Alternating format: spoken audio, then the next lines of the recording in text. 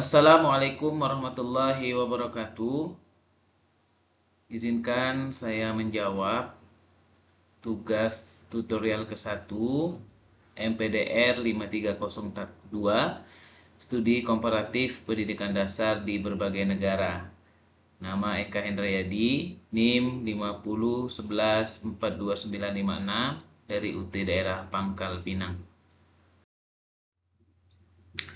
Artikel yang pertama itu judulnya yaitu stereotip pemukim terhadap mahasiswa pendatang dalam perspektif antar budaya studi di Malang. Ringkasan dan analisis poin-poin penting dari artikel yang pertama yaitu terkait fenomena stereotip dan prasangka, di mana masyarakat pemukim menanamkan stereotip terhadap mahasiswa pendatang, misal soal kebiasaan, moral, atau orientasi budaya yang muncul dari kurangnya interaksi bermakna antar kelompok. Kemudian sumber stereotip, penyebab utamanya yaitu minimnya kontak antar budaya, media, percakapan publik yang memperkuat generalisasi, serta faktor ekonomi dan kompetisi lokal yang membuat pendatang dipersepsikan sebagai pesaing. Dampak sosialnya yaitu stereotip ini berujung pada marginalisasi sosial, hambatan integrasi, konflik interpersonal, dan menurunnya kualitas hubungan antar komunitas. Kemudian yang keempat, pendekatan antar budaya sebagai solusi. Nah, di sini saya menganjurkan intervensi berbasis pendidikan antar budaya, peningkatan kontak positif, program dialog lintas kelompok, kegiatan bersama, yaitu terkait kebudayaan, seni maupun olahraga, serta kurikulum yang memasukkan literasi antar budaya. Rekomendasinya meliputi pelatihan guru dan tokoh masyarakat tentang keberagaman, kegiatan kolaboratif yang menurunkan stereotip, serta kebijakan lokal yang mendorong inklusi sosial. Kemudian kaitannya dengan kondisi di SD Negeri 7 Mentok, tentunya topik ini memang memiliki keterkaitan dengan SD Negeri 7 Mentok karena memiliki lingkungan sekolah dasar dengan komposisi siswa yang beragam. Stereotip dan prasangka dapat muncul sedini mungkin, misal stereotip antar etnis, antar agama, atau antar daerah asal. Hal ini jika tidak ditangani, maka dapat berkembang menjadi konflik maupun diskriminasi antar siswa di tingkat selanjutnya. Dampak potensial yang bisa terjadi adalah penurunan kerjasama kelompok, munculnya bullying, eksklusi pada siswa pendatang yang berbeda budaya, kemudian hambatan pembelajaran kooperatif bila stereotip ini tidak ditanggulangi. Kemudian artikel yang kedua yaitu berjudul Pengembangan Model Pembelajaran Multikultural Terintegrasi Mata Pelajaran IPS di Sekolah Dasar oleh Farida Hanum dan Setia Raharja. Jurnal ini merupakan jurnal penelitian ilmu pendidikan dari Universitas Negeri Yogyakarta. Apa ringkasan ataupun analisis poin-poin penting dari artikel ini? Yang pertama kita lihat dari tujuan penelitiannya. Pertama, mengembangkan model pembelajaran multikultural yang terintegrasi dalam mata pelajaran ilmu pengetahuan sosial. Kedua, menyertakan juga aspek manajemen sekolah agar suasana sekolah mendukung pembelajaran multikultural. Kemudian penelitian ini menggunakan metode R&D. Kedua, melibatkan guru dan kepala sekolah dalam pengembangan model. Hasil utama dari penelitian ini yaitu pertama, dari sisi model pembelajaran terintegrasi multikultural.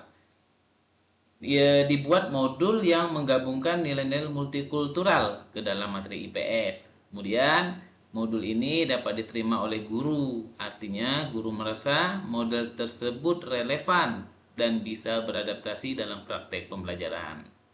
Kedua, hasil utamanya yaitu model manajemen pendidikan multikultural berbasis sekolah, di mana manajemen sekolah dan komunitas sekolah dapat mendukung terciptanya suasana kondusif untuk pendidikan multikultural. Kemudian aspek manajemen ini mencakup kebijakan sekolah, sumber daya, pelatihan guru, dan juga lingkungan sekolah yang sehat. Kemudian kaitannya dengan kondisi di SD kami. Ada 4 aspek. Pertama, aspek integrasi multikultural dalam IPS. IPS di SD kami, SD Negeri 7 Mentok ini bisa menjadi media bagus untuk mengenalkan budaya lokal, agama, adat istiadat, keragaman daerah asal siswa. Saran adaptasinya, cara mengimplementasikannya, bisa mengembangkan modul IPS khusus yang memasukkan cerita, sejarah, budaya lokal, terus kegiatan membandingkan budaya antar kelas, kemudian diskusi tentang persamaan dan perbedaan. Kemudian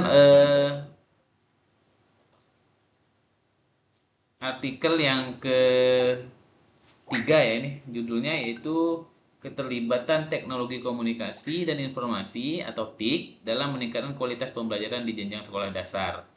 Artikel ini ditulis oleh Siti Dinda Tiarani, Abna Hidayati, Yulis Helsta, yang berada pada Jurnal Pendas, Jurnal 5 Pendidikan Dasar, volume 9 nomor 4, terbit tahun bulan Desember 2024.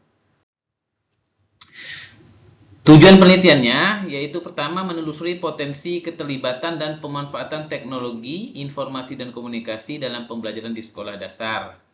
Kemudian yang kedua, memahami bagaimana TIK dapat berkontribusi terhadap kualitas proses dan hasil pembelajaran.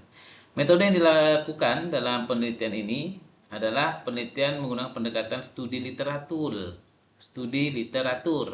Kemudian data dikumpulkan dari artikel-artikel terkait, jurnal, dan artikel online lainnya. Hasil utama, pertama, TIK membawa transformasi dalam proses belajar.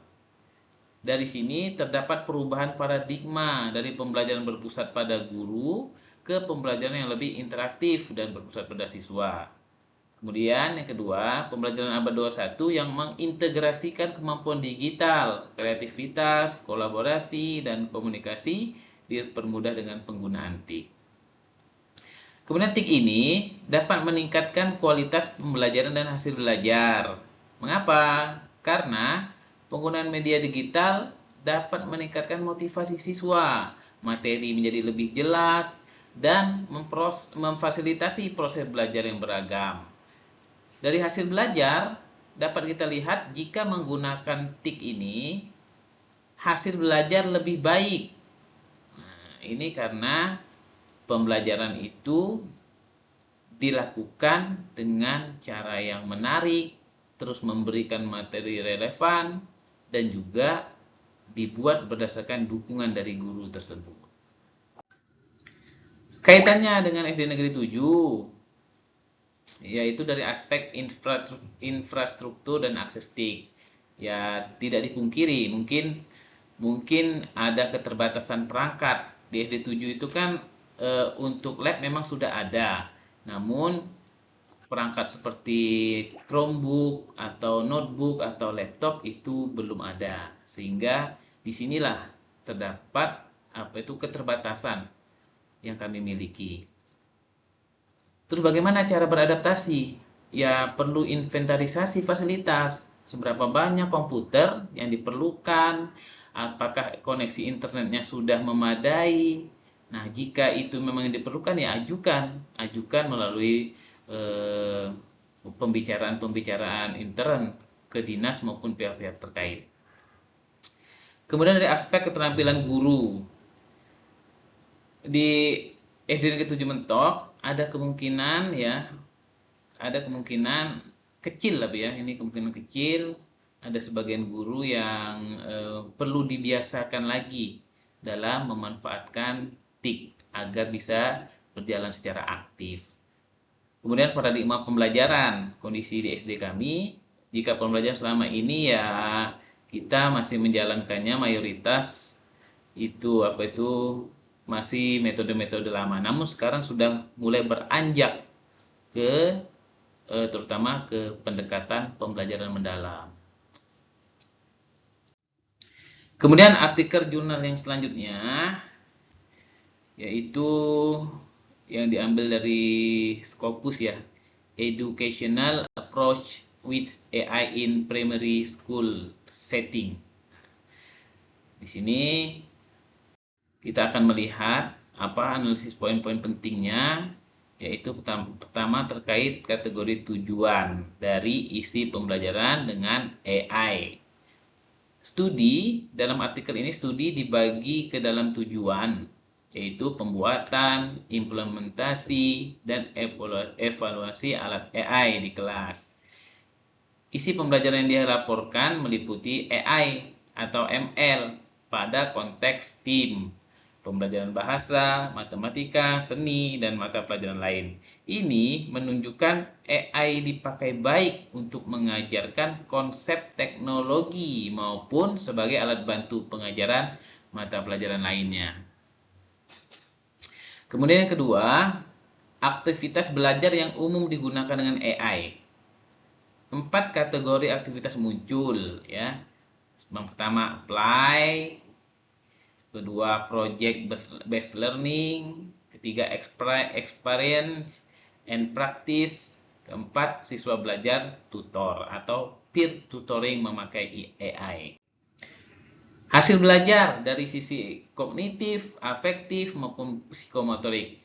Penggunaan AI ini dilaporkan berdampak pada ketiga ranah pemahaman konsep, terus sikap, dan keterampilan. Kemudian pedagogi yang mendasari penggunaan AI yaitu konstruktivisme, AI assisted learning, dan project based learning.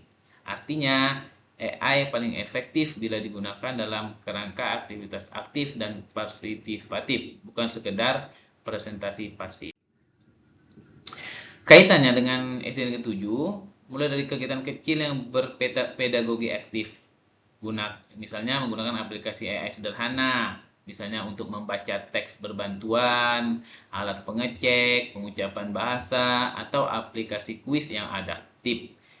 Dalam proyek kelas berbasis pengalaman atau proyek kecil, bukan mengganti guru, tetapi AI ini akan efektif apabila digunakan sebagai alat bantu guru dalam mengajar. Pelatihan guru ini terfokus program PD singkat, misalnya pengenalan konsep AI sederhana, cara aman memakai aplikasi AI, bagaimana menilai dan memfasilitasi aktivitas berbasis AI dalam RPP. Kemudian yang dari sisi kurikulum dan RPP mulai memasukkan literasi AI sederhana yang diintegrasikan ke mata pelajaran yang relevan melalui kegiatan pengamatan pola, eksperimen sederhana, ataupun membuat laporan digital yang memanfaatkan AI sebagai feedback. Nah, kemudian ini ya Bapak-Bapak yang dapat saya sampaikan. Terima kasih atas perhatiannya. Mohon maaf apabila terdapat kekurangan. Saya akhiri. Wassalamualaikum warahmatullahi wabarakatuh.